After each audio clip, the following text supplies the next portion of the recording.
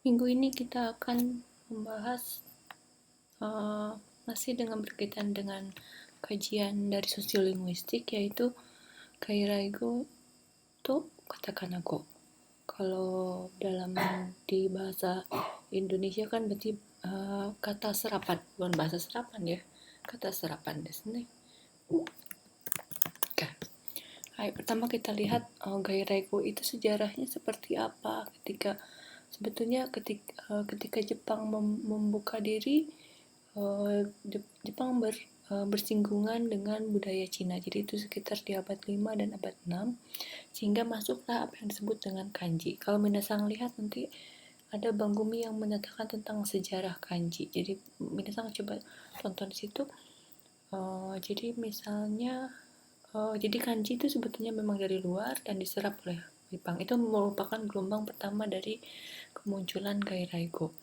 Nah, ketika membuka diri keluar di sekitar abad 16, datanglah berbagai negara ke Jepang, sehingga muncul ketika bersinggungan dengan itu muncul kosakata dari barat.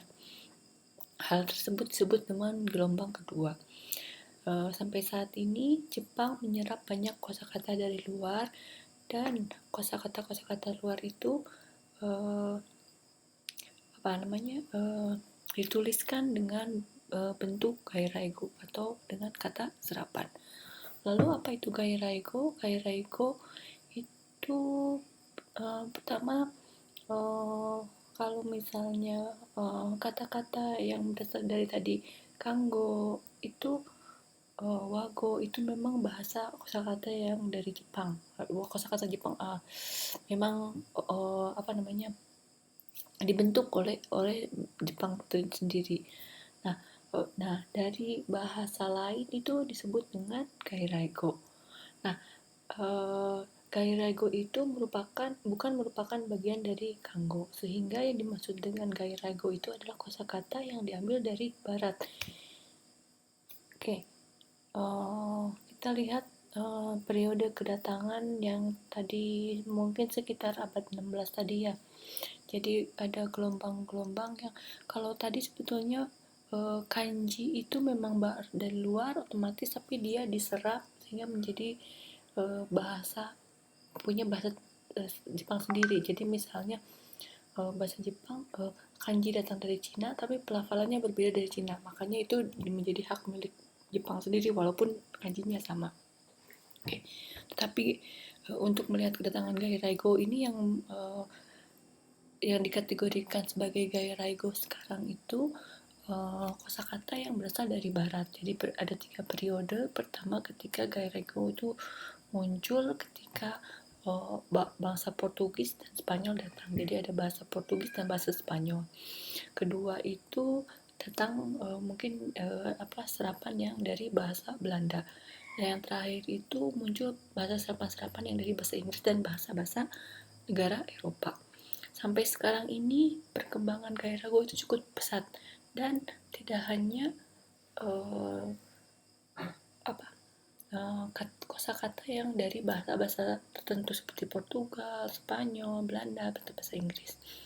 Nah, dan perkembangan pesat ini, Jepang itu merasakan kalau mereka harus internasionalisasi atau komputerisasi gitu kan, literasi digital. Nah, bentuk era 4.0. Jadi, dan memang kalau untuk diterjemahkan, untuk diambil kanji-kanjinya akan dirasa cukup susah untuk dipadankan. Oke, kita pertama lihat ada jenis-jenis gairaigo. Yang pertama ada yang disebut dengan gairaigo atau katakana. Di sini gairaigo itu ciri khasnya ditulis dengan huruf katakana. Jadi kita lihat sebetulnya ada beberapa kosakata yang menjadi merubah kelas kata. Contohnya announce itu kalau di dalam bahasa Inggris menjadi dosi, tapi ketika ditulis dalam katakana menjadi meishi. Announce, sugureta announce itu menjadi meishi. Contoh yang lain misalnya relax, dari dari kata kerja di dalam bahasa Inggris, kalau dalam bahasa Jepang menjadi kata sifat keiyoshi, rirakusuna jotai. Oke. Lalu tidak hanya perubahan kelas kata jadi togai raigo itu tidak hanya dipakai untuk kelas kata, misalnya tadi ada kiyoshi, ada meishi, ada doshi gitu, tapi digunakan untuk partikel, preposisi atau kata sambung. Itu bisa dijadikan ada beberapa yang menulis dalam bentuk gairaigo. Lalu ada juga gairaigo yang mempunyai makna inklusif atau sensoris. Kita lihat maksudnya itu misalnya ada sedikit-sedikit hotel, ryokan atau shukuya itu maknanya sama, penginapan, tapi ada tipe-tipe berbeda. Contohnya hotel misalnya biasanya berbentuk dengan gedung. Ketika hotel Jepang atau ryokan itu tidak akan dibilang hotel. Jadi memang ada perbedaan penggunaan. Biru, tatemono, miruku, gyunyu itu juga walaupun memang makna yang sama tapi ada beberapa yang berbeda. Atau bentuk yang ini, kalau ini sama, punya arti yang sama dan tidak ada. Karucha itu sama dengan bungka, gitu kan. Lalu denshi keisanki itu sama dengan komputer. Ada juga yang sinonimnya. Oke. Kosakata yang tidak mungkin menjadi gairaigo adalah bentuk kango. Tentu saja dituliskan dalam bentuk kanji. Nah, kanji dalam bahasa Jepang merupakan sistem kosakata yang terdiri dari morfem yang dipinjam dari Cina. Jadi memang istilahnya meminjam dan merubah pelafalannya sendiri. Nah, sebetulnya datangnya dulu awalnya itu memang dari jenis-jenis makanan yang datang dari Cina, mulai dari zaman kuno hingga zaman modern, terus masuk ke Jepang. Contohnya ini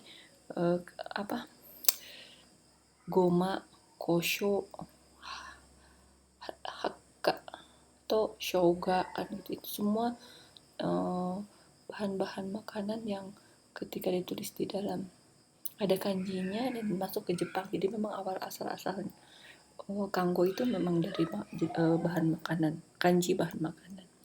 Oke, ada lagi yang namanya wasei eigo atau wasei gairaigo gitu.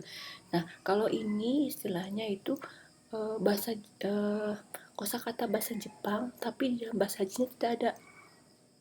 Jadi sebagian besar gairaigo berasal dari Eropa Barat.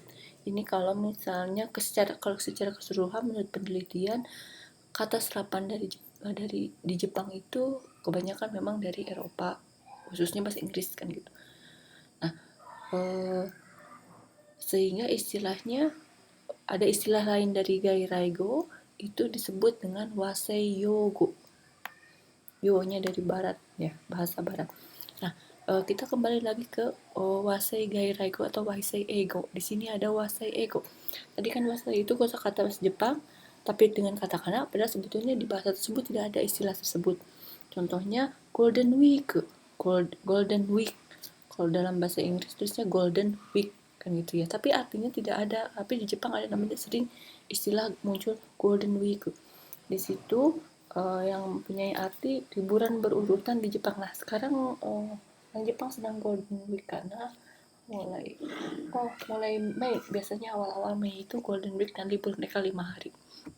Atau sharpu pensil, ini mungkin minasan sering dengar mekanik pensil. Kalau bahasa Inggris berarti mekanik pensil, tapi mereka bilangnya sharpu pensil. Lalu ada salarimang, ya ini juga disebut dengan wasei eigo karena tidak ada di sana jadi salaryman gitu kan, gak ada. Nah, ada tadi wasei kango. Ini wasei kango itu ketika sama dengan wasei yogo, yaitu gabungan dari kanji buatan Jepang.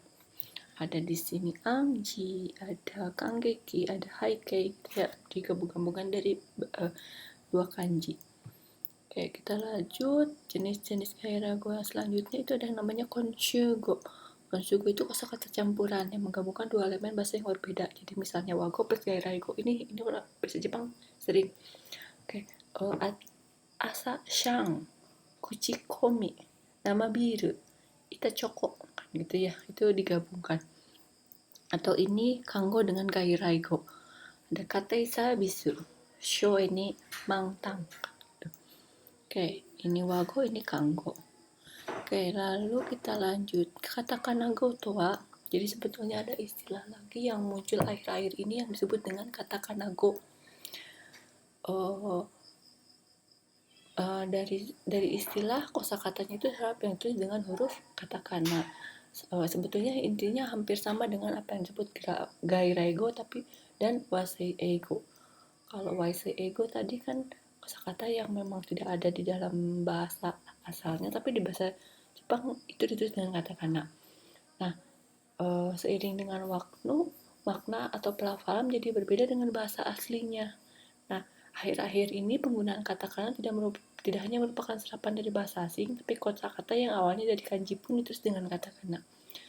Dame kan seperti itu, biasanya kadang pakainya katakana ya. Nah, dalam bahasa Jepang, salah satu contoh bentuk katakana go itu bisa dilihat dari bunyi onomatope.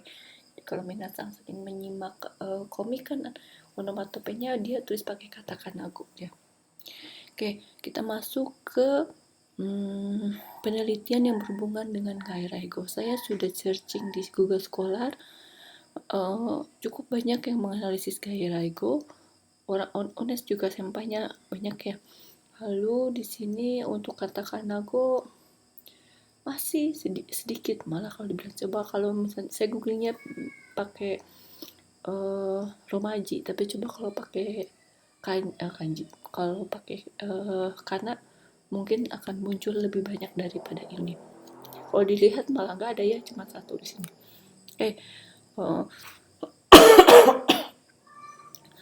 Nah, rongbong yang saya akan bahas kali ini itu dari take namae wa ne wasuremashita. Oke, nanti akan saya masukkan artikelnya. Oke, jadi judulnya saja ya, okuna. Katakana hyokigo. Di sini ada istilah katakana hyokigo. Jadi misalnya ini lebih fokus ke kosakata yang ditulis dengan katakana, gitu. Bukan katakana go tapi katakana hyokigo. Jadi tulisan berkatakana kan gitu.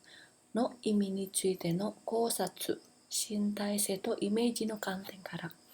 Ini dari sudut pandang imeji dan shintai sei. Shintai sei itu apa, seperti apa maksudnya, kita lihat dulu.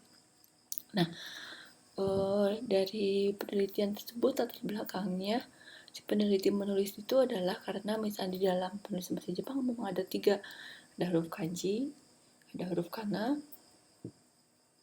ada huruf romaji ya. Jadi misalnya contohnya kita lihat, kita sering ketemu ada kanji yang nama keitai dan ditulis dengan keitai. Ini sama-sama moranya dua mora keitai. Penulisan yang berbeda ada kaitannya dengan makna. Nah, ternyata ketika keitai dengan kanji dan keitai dengan katakana mempunyai makna yang sedikit berbeda. Jadi ketika hashiru dengan kanji dengan hashiru dengan katakana seperti ini, mereka mempunyai kanji yang berbeda. Jadi perbedaan penulisan huruf juga itu berpengaruh kepada makna. Oke, kita lihat penelitian terdahulu yang diambil dari si peneliti tadi. Jadi ada yang dari Narita dan Sakakibara.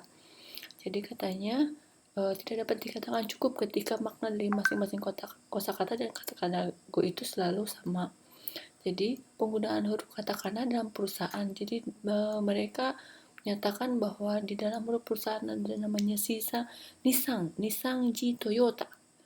Itu berimbas ternyata image-nya menjadi baik karena mereka tulis dengan katakana.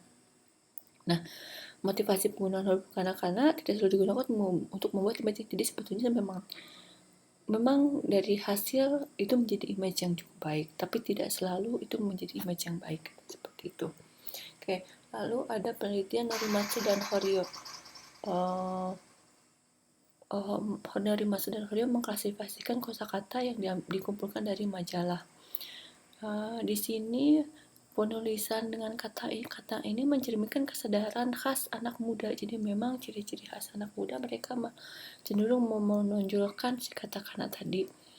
Nah, di sini peneliti mengkritik bahwa ternyata deskripsi katakana itu secara detail masih kurang. Oke, kalau tadi 2 penelitian terdahulu, kalau sekarang ini tujuan penelitian dari si ini tadi ya. Oke, tujuan penelitiannya itu adalah menjelaskan perbedaan makna penggunaan kosakata dengan huruf katakana antara kanji dengan huruf katakana berdasarkan melalui pendekatan linguistik kognitif dilihat dari sudut pandang image dan bentuk fisik.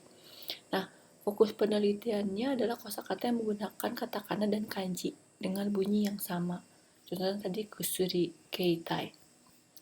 Lalu hasil dari penelitiannya ternyata image dari penulisan katakana adalah katanya ketika menulis katakana itu serasa seperti gaikoku, berarti luar, internasionalisasi tadi ya. Tsumetai, karena kan kalau kanji itu seperti simbol. Nah, kalau ini kan kaku kalau dengan katakana. Atau kita tahu tadi wah saya lihat itu artinya berpura-pura. Nah, modern, oshare itu apa? Cantik kan? Nah, oshare.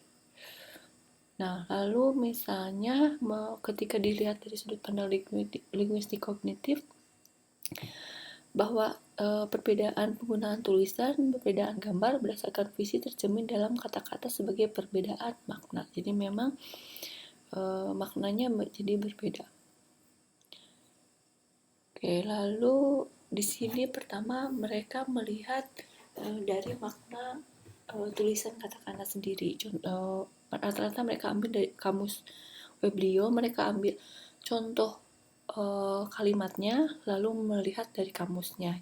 Jadi contohnya ada berapa 5 kosakata ya yang mempunyai tulisan katakana kanji. Di sini menurut kamus memang terdapat imizure, ada perbedaan makna. Yang itu menurut kamus khususnya kamus online ya. Ada yang beberapa yang kamus Weblio contohnya. Nah, contohnya saya ambil contoh misalnya di sini ada keitai yang pakai kanji ini ni tsukete motteiru mochi aruku, dibawa-bawa gitu, sesuatu yang dibawa-bawa. Tapi ketika dia tulis dengan katakana ternyata maknanya hanya mengandung makna handphone saja. Oke, kita lanjut. Nah, dia juga menganalisis penggunaan katakana go di suatu majalah. Jadi katakana go sebagai wakamono kotoba. Nah, ini ada kaitannya dengan minggu kemarin ya. Jadi misalnya dari sumber majalah yang diambil ditemukan kosakata seperti kakoi, kimeru ditulis dengan katakana. Nah, dan terlihat bahwa penggunaan dengan katakana itu cukup banyak ditemukan di majalah. Nah, jadi memang tidak hanya untuk menuliskan bunyi tadi saja. Bunyi itu artinya misalnya ketika furigana itu menuliskan bunyi hashiru, di atasnya kan ada hashiru seperti itu. Tapi itu sebagai salah satu contoh dari wakamono kotoba. Nah, sudut pandang satunya lagi yang diambil oleh peneliti ini adalah dengan image. Apa sih image tulisan katakana? Jadi kita lihat di sini contohnya adalah kata kusuri. Jadi tulisan tersebut kusuri dalam katakana itu mereka identik dengan marihuana atau obat-obat terlarang.